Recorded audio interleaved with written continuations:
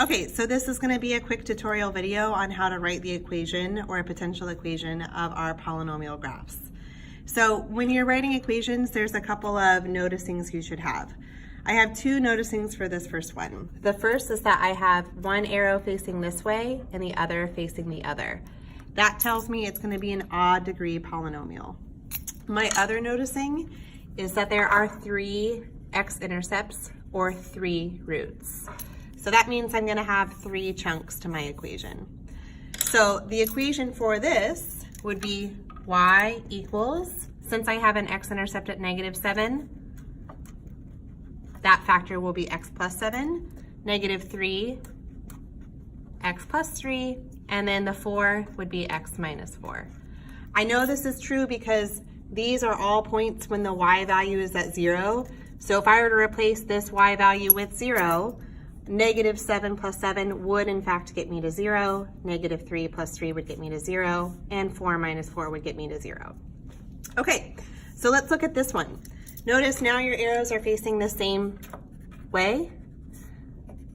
That means that our degree of our polynomial is going to be even. So in this one, if we were to multiply all of our x's, x times x times x, we get x to the third, which is why our graph is behaving odd. So here, when we multiply all of our x's, we'll get x to an even degree because our arrows are facing the same way.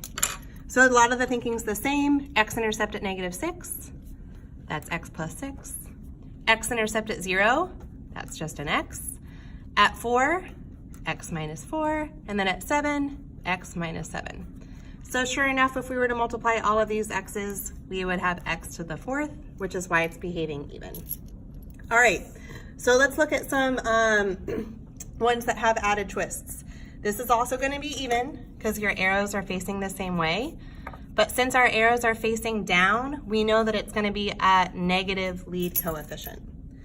From there, I use the same thought process as before. So y equals negative, and then I know that I'm going to have 1, 2, 3 groups. I have one group for each x-intercept. So the -6, that's x plus 6. The -2, that's x plus 2. The 4 is x minus 4. What's also different about this one is right here, the graph comes down and bounces back up on the x-axis.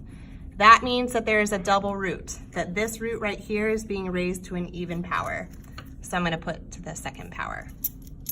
Now when I combine all my x's, x and 2 x's and 3 makes x to the 4th, which is why it's behaving even. So if I left that off, I'd only have 3 x's, which would make it an odd equation. All right, last but not least, let's look at this one. My arrows are facing opposite ways. That means that it's going to be an odd degree function. I've got 3 x-intercepts, 1, 2, 3, and this time I have 2 double roots. I have one right here, and I have one right here. So y equals x plus 4, x for this 0 right here, and then x minus 5.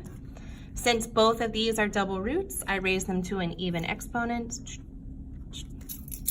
And then last, since this graph from left to right is going down, it's got a decreasing trend, I also have to add a negative out here.